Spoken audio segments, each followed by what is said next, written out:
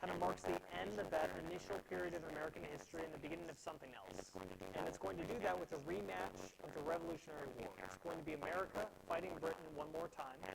And the War of 1812 is a war that we often overlook. We don't spend as much time looking at it. But it is going to be enormously influential, not necessarily with the relations of America with other countries, but within America. It definitely changes America in some very important ways that are going to influence the country going forward. And it's going to be where a lot of famous people are going to first get experience and first gain prominence.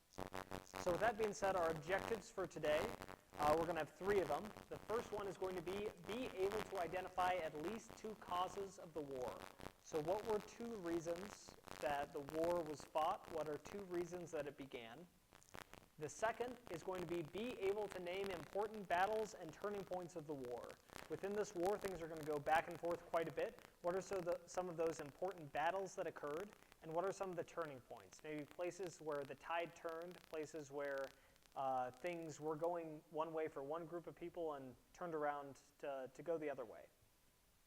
And that third one is be able to list some outcomes of the war. Why do we care about the War of 1812? Why is it important? What are some of those outcomes? So I'm going to give you guys some time to finish writing down those objectives.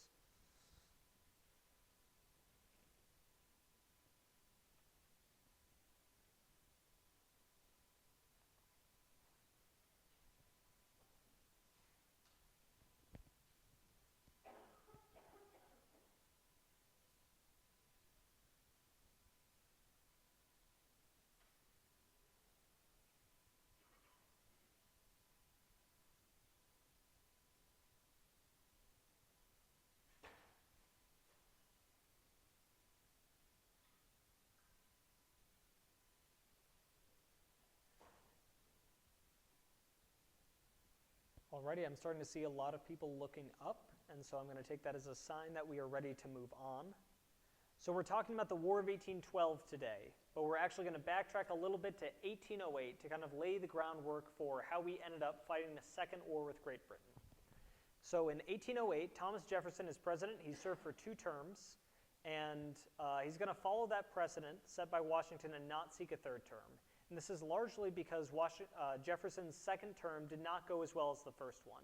If you remember, he signed that Embargo Act of 1807. The Embargo Act of 1807 was intended to stop the British and the French from placing restrictions on American trade. But what's actually going to happen is that it's going to lead to the American economy essentially collapsing. The Embargo Act of 1807 is extremely unpopular in the United States, and Thomas Jefferson, his popularity is going to suffer because of that. So in 1808, Thomas Jefferson is going to choose not to run for a 3rd term. He's going to retire to private life. This means that someone's going to have to take his place. And so Jefferson, remember, was the leader of the Jeffersonians as a political faction. By this point, the Jeffersonians have evolved into a political party, the Democratic Republican Party, one of the first parties in American history. And the Democratic Republican Party is going to nominate as their candidate for the 1808 election Thomas Jefferson's Secretary of State, a man named James Madison. You might remember we talked about James Madison quite a bit a couple weeks ago with that Constitution unit. James Madison, he's a Virginian, like Jefferson, like Washington, and he is known as the father of the U.S. Constitution. He was very influential in negotiating some of those compromises that led to the Constitution. And he's going to be the man who writes the Bill of Rights. So James Madison is a man with a very strong resume to run for president, and he is going to be running against the Federalist candidate. The Federalist Party is going to nominate Charles C. Pinckney, who's a statesman from South Carolina. Charles Pinckney also ran in the 1804 election, so he's lost before. And that's ultimately what's going to happen here. So in the 1808 election, all the purple is the Democratic-Republican vote. That's James Madison. As you can see, he wins kind of an overwhelming victory over the Federalists. Even though Thomas Jefferson is very unpopular, the Democratic-Republicans are still the largest party. They still control a lot of states, and they're broadly pretty popular. And so the Democratic-Republicans are going to handily defeat the Federalist, Charles Pinckney. The other thing you guys need to notice in this map is the orange is going to be the Federalist vote. If you can see, they're concentrated mostly up there in New England, up there in the north. And so the Federalists are mostly in New England. This is because New England is where the most trading happens. It's kind of the financial center of the country. And the Federalist Party is going to be the party of business, the party of merchants. And so they're going to be concentrated up there where a lot of that trade takes place. The other thing is we're starting to see a bit of a sectional divide occur, with the North voting one way and the South voting another way. This is going to be a pattern that recurs over and over again in American history up until the Civil War, and even past the Civil War. So it's interesting to just take note of the fact that that's beginning to take shape. But that's being said, James Madison obviously easily wins the presidency. And one of the first things that he does as president is repeal the Embargo Act. Even though the Embargo Act was signed into law by Thomas Jefferson, who was in his same party, who he worked with, he was a colleague with, he was friends with, the Embargo Act is seen as such a disaster and such a victim of unintended consequences that everyone is pretty much on board with getting rid of the Embargo Act. To replace it, James Madison lifts these trade restrictions, but he does issue an ultimatum to Britain and France, saying that because Britain and France both still have trade restrictions on the United States, and Madison is going to say that the first country, Britain or France, to lift those trade restrictions on America, we're going to reimpose our trade restrictions on the other one to kind of incentivize both of them to drop those restrictions. France is going to pick up on this pretty quickly. They're going to lift their trade restrictions, so we're going to reimpose those restrictions on Britain. But Britain is not going to lift their trade restrictions. And the reason for that is what's going on in Europe right now. If you remember from world history last year, this is the middle of the Napoleonic Wars. So Britain and France have been fighting for a long time now, and they're going to continue fighting into the future. And Britain's number one priority is because Britain is on Europe, they're an island, they can control the sea, they want to shut down all trade going into Europe. They want to starve the French out, they don't want Americans selling supplies to the French. And so, to that effect, Parliament is going to pass a series of pieces of legislation called the Orders in Council. And the Orders in Council are going to essentially blockade the continent of Europe, and they're going to keep any American shipping from getting into Europe. Obviously, America trades a lot with Europe. That's one of our bigger trade partners at this time. And so this is going to hurt a lot of American merchants because they can't sell their wares in Europe. And so that's going to be bad for the American economy. This is going to contribute to tensions with Great Britain. Now, this is all things that are leading to tensions with Great Britain, but there's actually going to be another conflict that's going on at the same time that's going to lead to the War of 1812. It's going to dovetail into it. And that's going to be Native American resistance in the West. So after the Revolutionary War, the United States essentially took over a lot of land west of the Ohio River, a large territory called the Northwest Territory. That's going to be today the states of Ohio, Indiana, Illinois, Wisconsin, and Michigan. So this is a very large territory that the Americans have control of, but that doesn't mean that they necessarily are the ones who live on that land. Obviously, a lot of Native Americans still live on that land, and they're not a fan of these white Americans moving in and settling there. And so there's going to be a lot of calls within the Native American community to assemble kind of a pan-Indian resistance, get all these Native American tribes to unite against the coming United States settlers. And two brothers are going to lead this movement and actually create a state, a confederacy, an alliance that unites all of these tribes together. And those are going to be Tecumseh and Tenskwatawa. So Tecumseh is the brother who's kind of the political and military leader. He's the one that has great success on the battlefield. He's able to unite all these tribes militarily. So he's the leader. This is why we call this state Tecumseh's Confederacy. However, he also gets a lot of support from his brother, Tenskwatawa. Tenskwatawa is going to be the religious, prophet, spiritual leader. And Tenskwatawa is going to give a lot of legitimacy to this Tecumseh's Confederacy because people feel that they have the divine on their side. And so Tecumseh and Tenskwatawa are going to unite this vast state that ultimately ends up incorporating most of these Native American tribes in this territory. And so Tecumseh and Tenskwatawa are going to found a settlement to serve as the headquarters of this state that they've created. And this settlement is going to be called Prophetstown. It's in modern-day Indiana. And as you can imagine, the United States government was not necessarily a huge fan of these Native Americans banding together, creating their own country to stop the United States. and they're going to end up doing something about it. So the next person you guys need to know about in this theater is going to be William Henry Harrison. William Henry Harrison is going to be a veteran of the wars with the Native Americans throughout the 1790s, and he's a very experienced military leader. And in 1801, he is appointed the governor of Indiana Territory. Now, Indiana Territory includes Prophetstown, the center of the Confederacy, and so Harrison's going to have to deal with Tecumseh a lot. And Harrison at first starts off with a pretty good relationship with Tecumseh, but this is gradually going to degrade over the next 10 years, in large part because Harrison's central focus is negotiating with the Native American tribes to obtain their land so white settlers can move in. And Tecumseh believes that a Native American tribe cannot trade away their land. Tecumseh believes that all of the land belongs to all of the tribes collectively. And so he views what Harrison is doing as illegitimate and illegal and not acceptable. And Harrison, similarly, is going to have a problem with Tecumseh leading all these Native Americans who are opposing these white settlers. And so in 1811, William Henry Harrison is going to write to Washington, D.C., and request permission to attack Tecumseh's Confederacy. This is permission he's going to receive. And so in 1811, Harrison is going to march against Prophetstown, Indiana, the capital of the Confederacy. Now, at this time, Tecumseh's not actually in Prophetstown. Tecumseh is elsewhere, recruiting more tribes for the Confederacy. But Tenskwatawa is in Prophetstown. Now, Tenskwatawa, he was a great religious leader, but he was not a great military leader. And so when Harrison and the Native Americans meet in battle at the Tippecanoe River south of Prophetstown, the Native Americans are not being led by as capable of a leader as they've had in the past. And the result is going to be the Battle of Tippecanoe, which is a defeat for the Native Americans, a crushing defeat for the Confederacy. It ends in Prophetstown being burned by Harrison, and Harrison gains a lot of fame and a lot of prestige from this battle. He's eventually going to kind of use this prestige to actually run for president.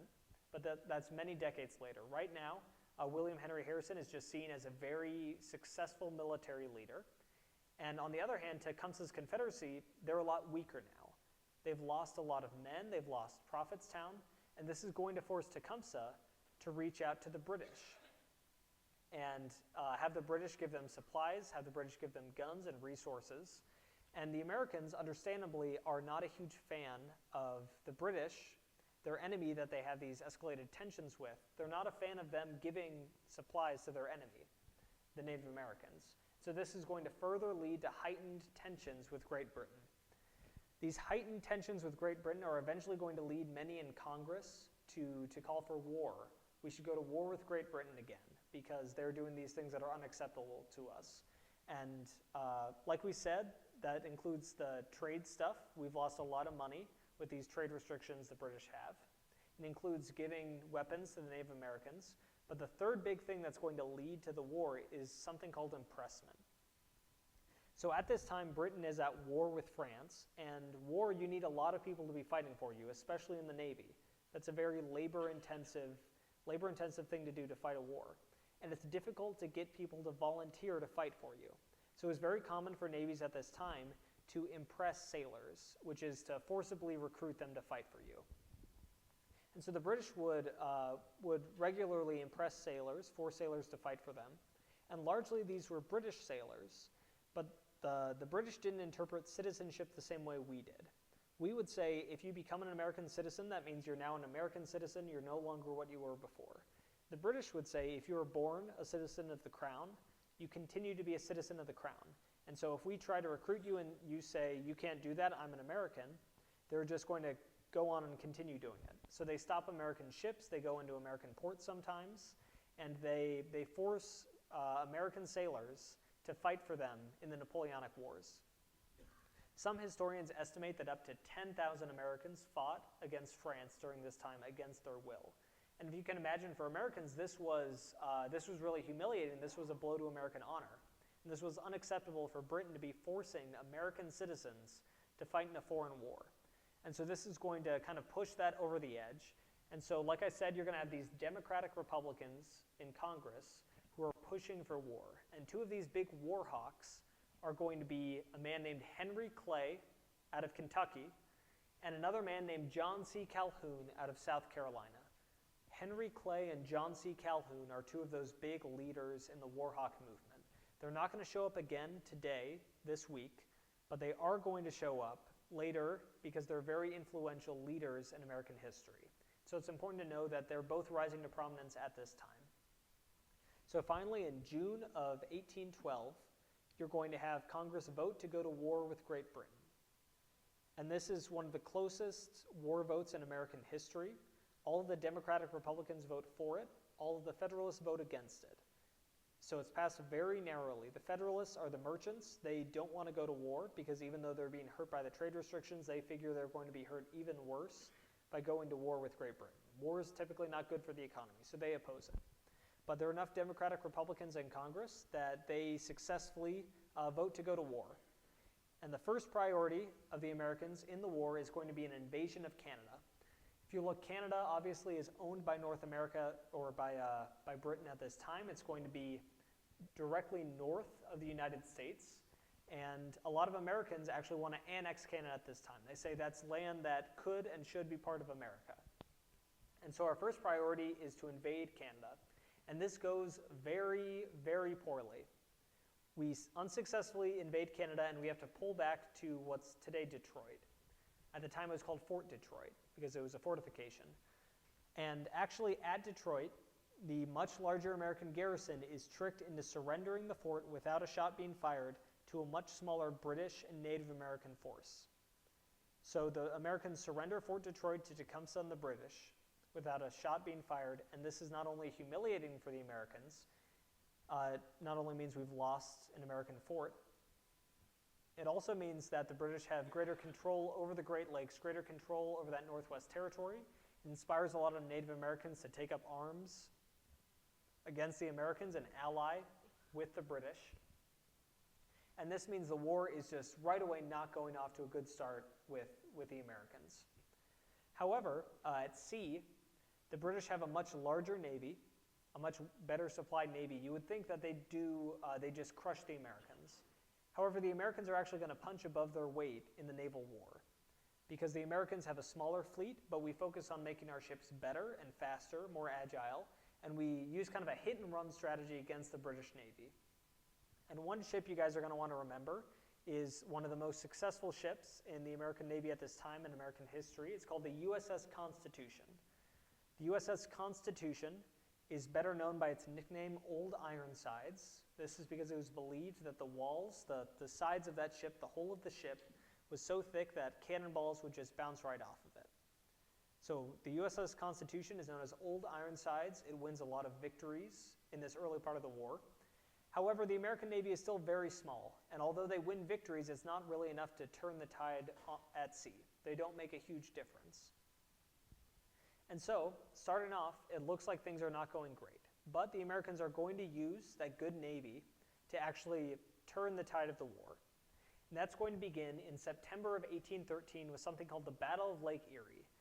In the Battle of Lake Erie, an American fleet under command of a man named Oliver Hazard Perry, it's a very interesting middle name, they are going to resoundingly defeat the British at Lake Erie. And this is going to result in American control over the Great Lakes, which weakens the British position in that area. And so the British are going to have to pull back from Detroit. They abandon Detroit. Americans are in control of Detroit again. And this sets the stage back to where things were at the beginning of the war. And this gives America another opportunity to invade Canada, this time hopefully better thought out. And the second invasion of Canada is going to be led by William Henry Harrison. William Henry Harrison is the commander at the Battle of Tippecanoe, if you guys remember. He's a much better commander than the one who invaded Canada the first time. So William Henry Harrison is going to invade Canada, and he's going to meet the British and Tecumseh at the Battle of the Thames in what's today Ontario, Canada. And at the Battle of the Thames in October of 1813, the Americans are going to win a solid victory against the British on British territory. This is going to secure American control of Western Canada, but more importantly, the Battle of the Thames results in the death of Tecumseh, which is ultimately going to be kind of the end of this idea of a pan-Indian confederacy, because Tecumseh was that political leader that everyone was rallying behind, and without Tecumseh, the whole thing kind of falls apart. And so at this point, they started off pretty rocky for the Americans, but they're looking pretty good now. We're doing well at sea. We were rocky in Canada, but now we've secured Western Canada, and Tecumseh and that confederacy is more or less collapsed. So America's doing pretty well at this point, but at this time, events in Europe are going to step in and make things a little more difficult for the Americans, turn the tide once more. And what's going to happen in Europe is that Napoleon, the Emperor of France, is going to be forced to abdicate, and this is going to be the end, for the time being, of the Napoleonic Wars. And with the end of the Napoleonic Wars, Britain now has a lot more troops and a lot more resources that were tied down in Europe that they can now redirect towards the United States. And they are going to do that with a vengeance. So the British are going to organize 3 invasion forces to invade the actual heart of America itself. The first one is going to invade down the Hudson River Valley around Lake Champlain into New York State, upstate New York. The goal being kind of severing New England from the rest of the colonies. That second invasion force is going to invade New Orleans, and the third invasion force is going to invade the Chesapeake area. That's Maryland, Delaware, Virginia, that central area of the country. And so that first invasion force in New York is going to be bogged down by the terrain and again by the American Navy. So it's not going to be successful, it's going to be a stalemate. That second invasion force in New Orleans we'll get to later. But the third invasion force is going to be extremely successful. So the British are able to land troops in Maryland, and they meet the Americans at the Battle of Bladensburg in 1814. And this is going to be a crushing defeat for the Americans, one of the biggest, worst defeats in American history, arguably, because the Battle of Bladensburg leaves Washington, D.C., the nation's capital, wide open. There's no one defending it. So the British, in August of 1814, march straight into Washington and they burn it to the ground, including the White House and the Capitol. Now, before they march in, President James Madison is actually not in the Capitol. He actually was commanding troops in Maryland, but his wife, Dolly Madison, was able to smuggle some artwork out of the White House before they burned it, including a very famous portrait of George Washington. However, the White House still burned, and the British did successfully take Washington, D.C. Now, the British thought this was going to be a kind of a really big victory for them, a really big blow to American morale, but in reality, the Battle of Washington, the invasion of Washington, is actually going to be a huge mistake for the British for 2 reasons. The first is that at this time, even though it was the capital, Washington was still mostly a swamp. It wasn't a large city. And so it was a symbolic victory, but Washington didn't contribute that much to the American war effort. And by spending time in Washington, the British have actually lost time that the Americans have used to fortify cities like Baltimore, cities that are the real economic engine of the United States, cities that actually matter. And the second thing is that the burden of Washington is going to serve as a rallying cry for the Americans, something that we can rally around as a way to oppose the British. And so in September of 1814, the British are going to sail up the Chesapeake with the goal of taking Baltimore, Maryland. Before they can land troops in Baltimore, though, they're going to have to take out Fort McHenry, which is a fortification in Baltimore Harbor. They can't get close enough to the city to land without taking out Fort McHenry. So when they arrive in Baltimore, they shell Fort McHenry all through the night. They shoot rockets, they shoot cannons at it. But in the morning, they're going to find that Fort McHenry not only has not surrendered, but has really not taken that heavy of damages. They only lose 4 American soldiers. And so the British are forced to withdraw. And the Battle of Baltimore is going to be a huge turning point in the war. The Americans feel like they've faced down the British. They've stopped them from advancing any further. And what's more, the Battle of Baltimore is going to result in another important thing in American history. Because just prior to that battle, a Baltimore lawyer and poet named Francis Scott Key is going to go to the British to attempt to negotiate the release of an American doctor that the British have as a prisoner. And the British are going to agree to release this doctor, but they're going to say, you're going to have to stay on the boat until the battle's over, because we don't want you going back to the Americans and telling them what's going on here, sharing any intelligence. So during this battle, Francis Scott Key is stuck on this boat, watching Fort McHenry be shelled all through the night, wondering whether or not it's going to surrender. And in the morning, when he sees the American flag is still waving above the fort, he sees that the fort has not fallen. he's going to write the beginnings of a poem on the back of an envelope in his pocket. And this finished poem is going to eventually be published by a Baltimore newspaper. It's going to be published all throughout the United States. And this poem is going to become the Star-Spangled Banner, our national anthem. So our national anthem comes out of this defense of Fort McHenry. It's going to come out of the War of 1812. So that's going to be one of the big consequences of this war. However, from a broader perspective, even though we feel like we won the Battle of Baltimore, things are kind of at a stalemate, right? Because the British have tried to invade through New York. They got bogged down there. We invaded Canada, but we had to pull back. The British have burned Washington, but they failed to take Maryland. And so it feels like everyone's kind of at an impasse. No one's making any progress. And what's more, no one's really interested in fighting the war anymore. Because if you remember, those three big reasons that the Americans fought the war were the British were supplying Tecumseh's Confederacy, and Tecumseh is now dead. That's no longer going to be an issue going forward. The second issue was trade restrictions, and the third was impressment. Trade restrictions against the U.S. and impressment of American sailors both happened because of the Napoleonic Wars. The Napoleonic Wars are now over, so there's no reason for Britain to continue doing those things. And so the very reasons that we began fighting the war no longer exist, and many Americans are starting to say, maybe we should call it quits. And the British also feel like piecing out with the Americans, because for the British, they're starting to look at France and think that, well, maybe Napoleon's going to come back to power. He ultimately is, and he's going to be defeated real quick at the Battle of Waterloo, but the British don't know that. They're worried that Napoleon's going to come back to power, and they don't want all their troops to be sunk into America when that happens. They want them to be disposable. And the British, they didn't start the war. They don't really have any demands. They just want everything to go back to the way it was before, business as usual. And so, in December of 1814, the Americans and the British are going to meet in the city of Ghent in Belgium to negotiate a peace treaty. And the American leader of this delegation here is going to be named John Quincy Adams. John Quincy Adams is the son of former President John Adams. He's going to become a president of his own in a couple of years here. But he's a very capable diplomat, and he's leading the American diplomatic team. And in December of 1814, they negotiate back and forth for a while, but they're ultimately going to arrive at something called status quo antebellum. Status quo antebellum means we're going to go back to the status quo before the war. We're going to go back to the way things were. We're going to reset the board. We're going to pretend and none of this ever happened. The British keep Canada, we keep America, everyone's happy. And so we signed that in 1814, and they send it back to the Senate to be ratified.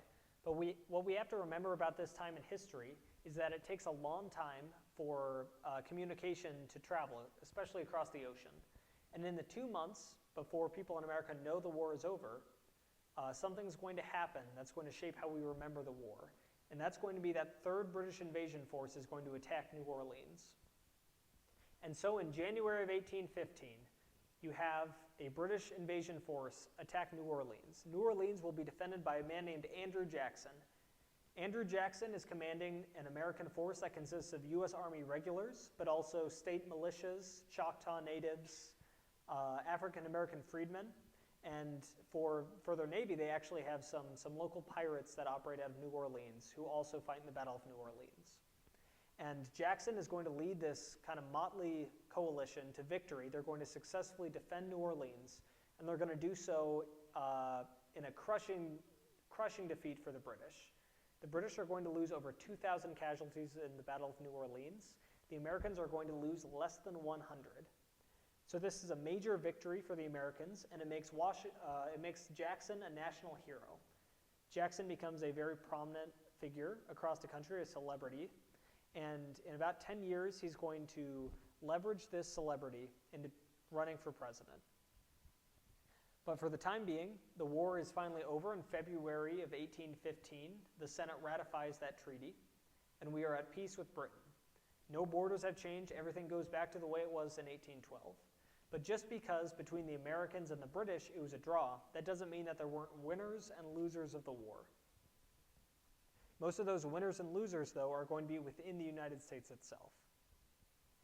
So the big winner of the war is going to be the Democratic Republicans. If you remember, the Democratic Republicans is the party of James Madison. They're the party in power. and they were the party pushing for the war to begin with. And so the Democratic Republicans, this war is going to end in a lot of patriotism, a lot of people feeling like we won, we did a good job. A lot of that is because of the Battle of New Orleans. And so the Democratic Republicans, as the ones pushing for the war, they are going to gain a lot of popularity out of this. And they're actually going to end up being the dominant political party in America for the next 10 years. America is functionally a one-party country for about 10 years there, just because the Democratic Republicans are so popular. And we call this time the era of good feelings. It's a time that we focus on internal development. There's a lot of patriotism, a lot of goodwill in the country. And so the Democratic Republicans and James Madison are the big winners of the War of 1812.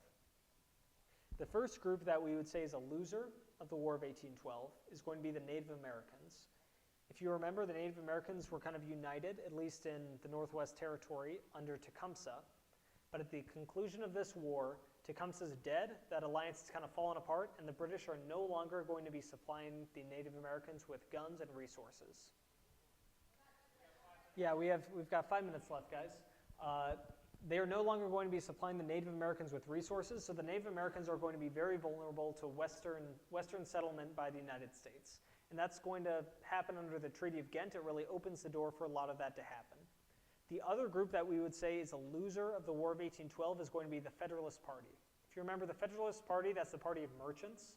They opposed the war because it would be bad for the economy, and it was. So a lot of Federalists lost a lot of money in the war.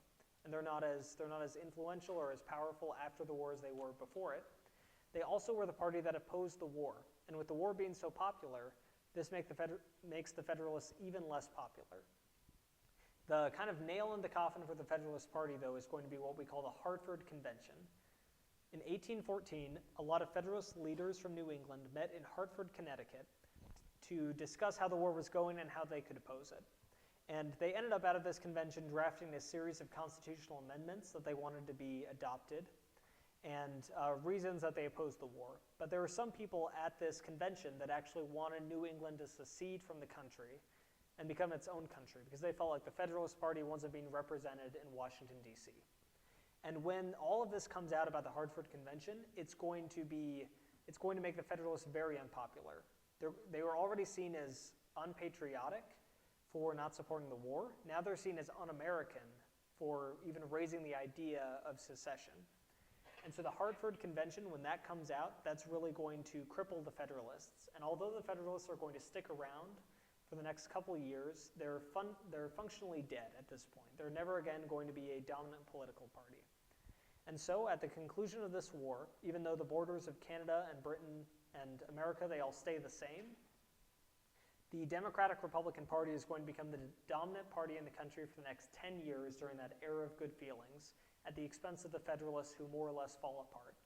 And then probably the biggest victims of the war, the people who lost the most, are going to be those Native American tribes who lost that leader in Tecumseh and that unity and are going to be really susceptible to American expansion going forward.